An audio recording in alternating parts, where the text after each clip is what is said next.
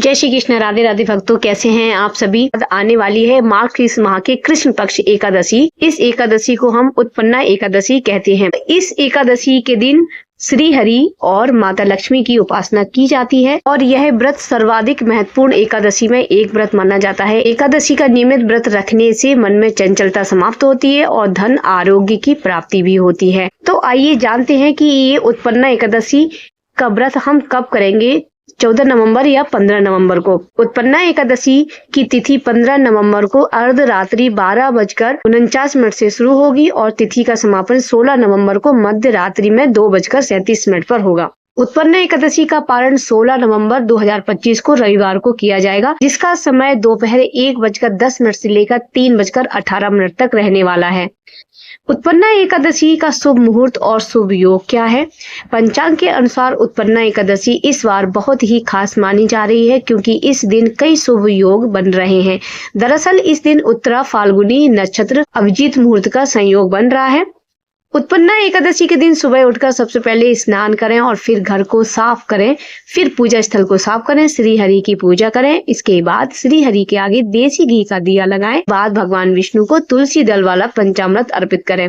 फिर सूर्यास्त के बाद श्री हरि को भोग चढ़ाते समय विष्णु सहस्त्र नाम का पाठ आप कर सकते हैं। तो आइए सुनते हैं उत्पन्ना एकादशी की व्रत कथा। एक बार युधिष्ठिर जी कहने लगे, हे भगवान, आपने हजारों यज्ञ लाख गोदान को भी एकादशी की व्रत के बराबर नहीं बताया, सो यह तिथि सब तिथियों में उत्पन्न कैसे हुई बतलाइए। तब भगवान कहने लगे, हे युधिष्ठिर, सतयुग में मुर नाम का दैत्य उत्पन्न हुआ। वह बड़ा बलवान और भयानक था। उस प्रचंड दैत्य ने इंद्र आदि वसु वायु अग्नि आदि सभी देवताओं को पराजित करके भगा दिया। तब इंद्र सहित सभी देवताओं ने भयभीत होकर भगवान शिव से सारा वृत्तांत कहा और बोले, हे कैलाशपति, भयभीत होकर सब देवता मृत्यु लोक में फिर रहे हैं। तब भगवान शिव ने कहा, देवताओं, तीनों लोकों के स्वामी, भक्तों के दुखों को नाश करने वाले भगवान विष्णु की शरण में जाओ, वही तुम्हारे दुखों को दूर कर सकते हैं। शिव जी के ऐसे वचन सुनकर सभी देवता क्षीर सागर में पहुंचे। वहां भगवान विष्णु को शयन करते देख हाथ जोड़कर उनकी स्तुति करने लगे। कहने लगे, स्तुति करने योग्य प्रभु, आपको बारंबार नमस्कार है। भगवान देवताओं की रक्षा करने वाले मधुसूदन, आपको नमस्कार है। आप हमारी रक्षा करें। दैत्यों से भयभीत होकर हम सब आपकी शरण में आए हैं। आप इस संसार के कर्ता धर्ता, माता पिता, उत्पत्ति और पालन करता और संहार करने वाले हैं। सबको शांति प्रदान करने वाले हैं। आकाश और पाताल में भी आप हैं।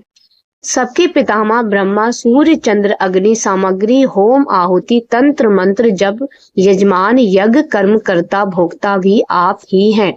आप सर्व व्यापक हैं। आपके सिवा तीनों लोकों में चर तथा अचर कुछ भी नहीं है।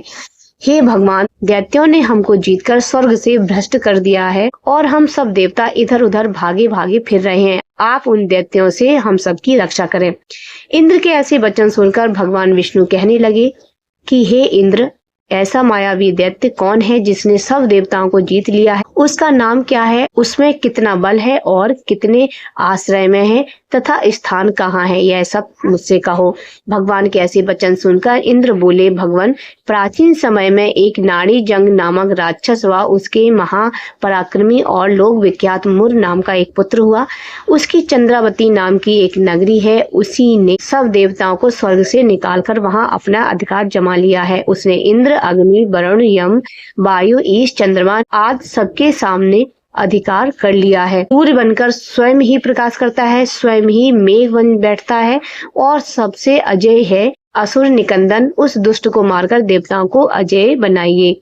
यह वचन सुनकर भगवान ने कहा, हे देवताओं, मैं शीघ्र ही उसका संहार करूंगा। तुम चंद्रावती नगर जाओ। इस प्रकार कहकर भगवान सहित सभी देवताओं ने चंद्रावती नगरी की ओर प्रस्थान किया। उस समय दैत्य मुर सेना सहित युद्ध भूमि में गरज रहा था। उसकी भयानक गर्जना सुनकर सभी देवता भय के मारे चारों दिशाओं में भागने लगे।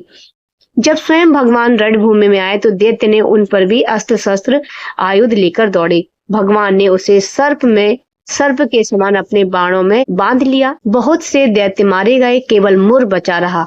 वह अविचल भाव से भगवान के साथ युद्ध करता रहा। भगवान जो भी तीक्ष्ण बाण चलाते हुए उसके लिए पुष्प सिद्ध होता। उसका शरीर छिन्न भिन्न हो गया, किंतु वह लगातार युद्ध करता रहा। दोनों के बीच मल्ल युद्ध भी हुआ।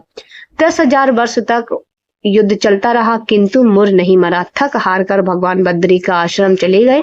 वहां हेमवती नामक सुंदर गुफा थी, उसमें विश्राम करने के लिए भगवान उसके अंदर प्रवेश कर गए।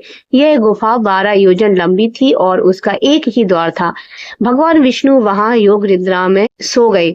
मुर भी पीछे पीछे आया और भगवान को सोया देखकर मारने के लिए आया। तभी भगवान के शरीर से उज्जवल कांतिमय रूप वाली देवी प्रकट हुई। देवी ने राक्षस मुर को ललकारा और युद्ध किया, उसे तत्काल मौत के घाट उतार दिया। जब श्री हरि योग निद्रा से उठे, उन बातों को जानकर उस देवी से कहा कि आपका जन्म एकादशी के दिन हुआ है, अतः आप उत्पन्ना एकादशी के नाम से पूजित होंगे। आपके भक्त वही होंगे जो मेरे भक्त होंगे। तो भक्तों, ये थी उत्पन्ना एकादशी की व्रत कथा। उम्मीद करते हैं आपको ये कथा, ये जानकारी पसंद आएगी।